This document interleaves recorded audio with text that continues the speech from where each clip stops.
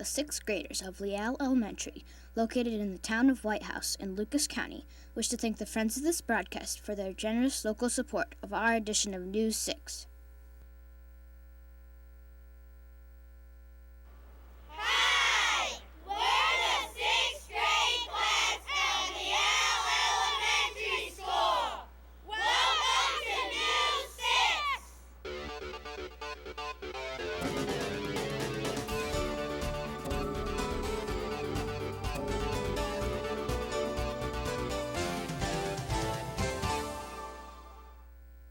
Welcome to this week's edition of News 6.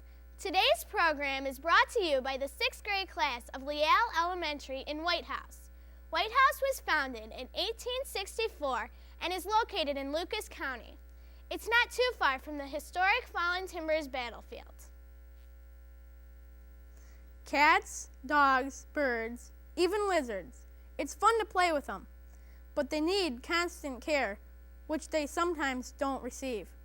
Reporter Kelsey Miller has discovered an organization that lends a paw when needed.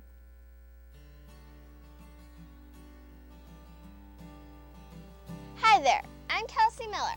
This story is about people looking to give animals a good home. Kate Elliott works for the Toledo Humane Society, which tries to find homes for animals it takes in. In 1998, we adopted 511 dogs and 523 cats. At the Toledo Humane Society, animals are brought into us by our cruelty officers. For instance, if the temperature is 100 degrees and we get a call that there is a dog or a cat outside without water or shelter, the investigator goes out and looks at it. He may leave a slip for someone to call. He goes back and checks. If it can't be brought to good resolution so that the owners take care of it, then the animal is brought back here. Many different animals end up at the Humane Society. We get dogs and cats and birds and pigs and chickens and alligators. Right now at the Humane Society, we have 4 alligators. All adopted animals get their shots. Before the animals are received by the public, the Humane Society nurses them back to health, goes through an incubation period, spays, neuters, and gives them the proper shots. Then they go up for adoption. If you would like to adopt an animal from the Humane Society, you come in and you fill out an application form. And then our adoption specialist, Jim Bancroft, will help you select an animal that is perfect for your family. This is Kelsey Miller for News 6.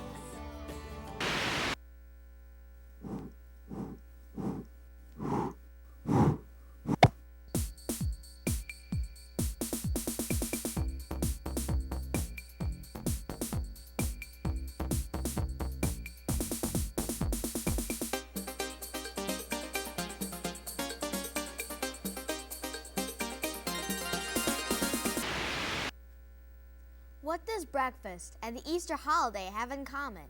Maybe you don't know the answer, but reporter Brittany Mickham has an excellent idea what it is.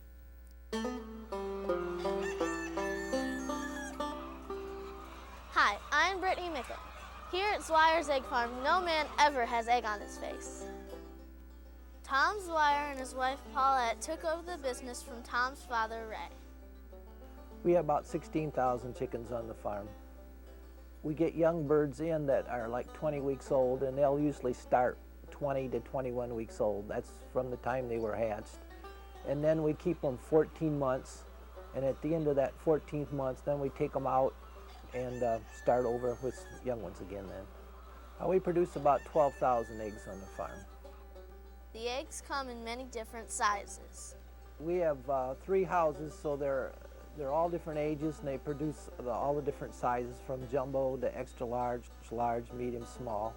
What eggs are laid today are usually gathered, and then they go through the washer, and they're processed, they're washed, graded into sizes, and then they go into cartons for the store distribution. This is the feed tank here. To lay all those eggs, chickens need to eat a lot. They're fed twice a day, in the morning and usually about 5 o'clock at night. It's kind of a combination of ground corn, soybean meal, and different trace minerals. Everybody thinks that the brown eggs are better, but actually there's no difference in them. The protein's the same, everything is the same. I usually just have 2 eggs every morning, just sunny side up. This is Brittany Mickham reporting for News 6.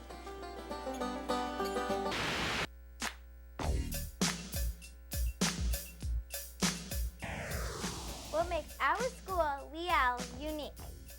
We are one big family and have family rooms instead of homerooms. Our grades are mixed.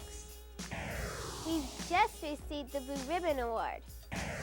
Our school is in a beautiful, natural setting in the woods. Our classrooms are open. Students advance at their own rate in reading and math.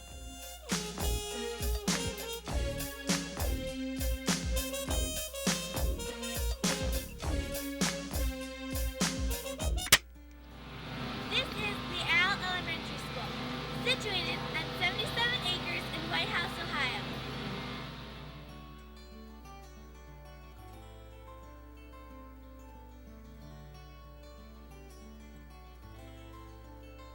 This is our endowment tree.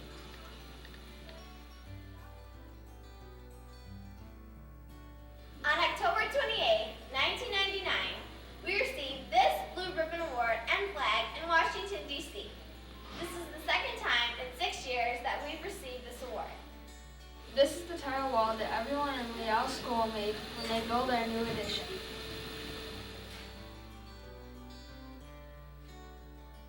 These are the windows that we painted at the beginning of the year.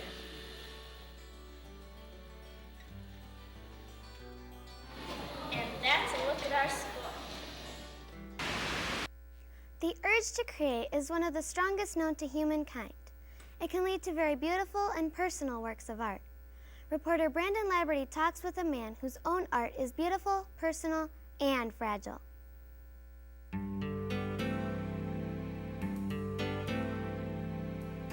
Hello, I am Brandon Laberty. This is a story of a craftsman and his beautiful work.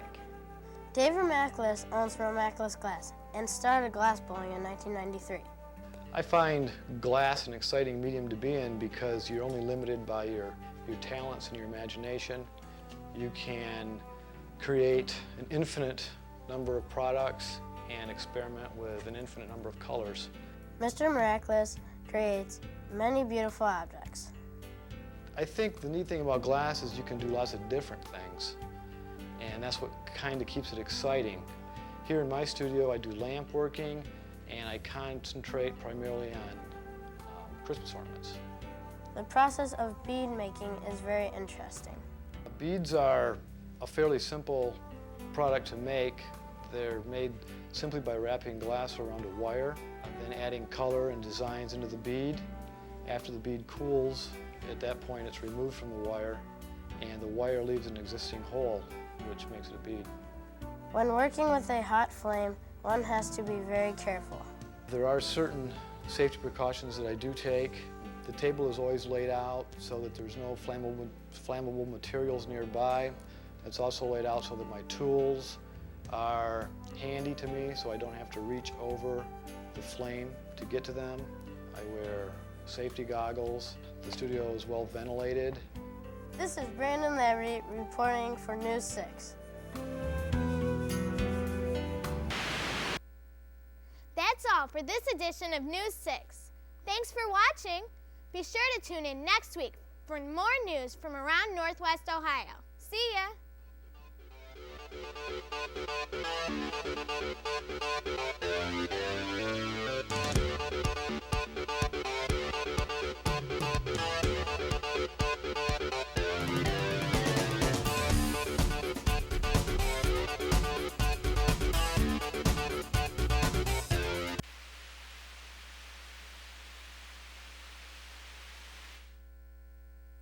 The 6th graders of Lial Elementary, located in the town of Whitehouse in Lucas County, wish to thank the friends of this broadcast for their generous local support of our edition of News 6.